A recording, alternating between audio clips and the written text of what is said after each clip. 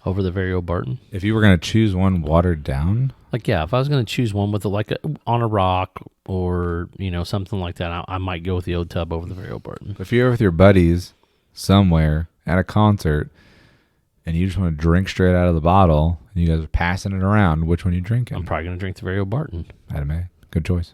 I'd probably drink very old Barton straight up out the bottle. It's great. And then I would drink old tub with just a splash of water or maybe a cube, You gotta have one neat. You gotta have one with the load with the splish. Splish. And I also think the old tub would hold up to a cocktail a little bit better. That rye in the mid to back palate, I think it would hold up a little bit better. I don't know. I think that goes away with the water, though. I don't think it would do it justice. It's not as prominent, but it's still there. I disagree. I think the very old Barton. Next episode, cocktail tasting with very old Barton and old tub. We have been meaning to do that. We need to do not with these different ones. I've got the ingredients. But if we did, everybody's supposed to make their favorite cocktail. Remember, we said we were going to do that. It was going to be me, you, Josh. Well, I made my favorite cocktail Kira, and I drank it. Toby. And then I made another one of my favorite cocktail and also drank it. So we do need to do that. I don't know. Maybe we could get Nick, me, you, Josh, Stephen J. Scott, and of course he's going to say my favorite cocktail is bourbon straight. I love Stephen. He's one of my favorite people in the bourbon world. But I'm going to tell you, he does not like he's a purist. Like, he loves bourbon, loves it straight, and that's pretty much it. That's how it's made to be drank. 100%. That's how it's supposed to be drank. 100 proof. 100 proof. And I will say I do love bourbon at higher proofs because then you can do whatever you want to it to make it. You can take 130 proof and make it 120. But I didn't buy something to 100. have me make the decision for it. I bought it because I appreciate that person's decision. Yeah, but you don't like the fact that with barrel strength you can do whatever you want with it. They wouldn't release a product through quality control that wouldn't get the approval of people if they wanted to just dilute the crap out of it. I'll humbly agree to disagree with you in that situation. Fine. That's what we're supposed to do. I guess. Because if I'm going to make a cocktail, right? So for example, when I make like a Manhattan, right? Right. I typically go for the Willet 4-year rye because I appreciate the proof that it's at. It's at 116, 120 proof, right? Somewhere in the middle there. It makes an awesome drink. But I would not use a higher proofed single barrel bourbon in a cocktail like that because it's not what it's designed for. Now I could use it and I'm sure it would be great.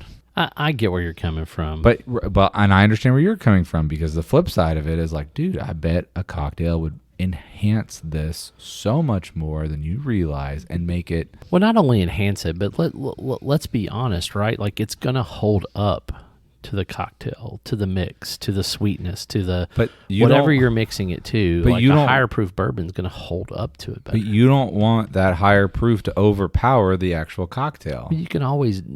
It's a dilution ratio, right? Like, you could just if you're making a whiskey sour, right? Like, maybe you just add just a couple of drops more of whiskey of the actual sour than you would typically, or maybe your egg white's a little heavier. I mean, there's different ways to to make it work, right? Right. I know. I just, in my long experiences, every time I use an overproofed bourbon, rye, whiskey, something, it will dilute the actual flavor of a cocktail. And yeah, maybe you have to tweak your recipe a little bit, but how much sweet vermouth do I really want to put? None, because sweet vermouth tastes like ass. Like, I don't understand why people would put that in anything. It's like, what is it? You can actually elderflower liqueur. Like, yeah. I mean, who wants you to can put probably that in a drink? You can probably sub out like a Madeira for a sweet vermouth, and I bet that would be like an interesting flavor. Right. There's certain things I just don't get. Like, when people start pulling out elderflower liqueur and sweet vermouth, and I'm done. I'm on pass right immediately. Are we agreeing straight out the bottle, very old Barton, a splash of water or a rock, old tub? Yep. All right, that's the consensus from DJ Jazzy, Yep. Jaznoff, and Scotty. So if you want to find us, Bourbon Real Talk, you can find us on our Twitter, Instagram, Facebook, all those good things. If you want to send us a question, you can do that via those modes, or you can send us a email at bourbonbarreltalk@gmail.com. You can also check out the website, www.bourbonbarreltalk.com. And I think that's pretty much it. If you want to send Scott a good barrel of sweet vermouth, you know where to find him. Absolutely. Send it to, what's your address again? 9000? Yeah. Something, Louisville, Kentucky. No. Anyway, this is Scott and Matt signing off. Peace out. Yep.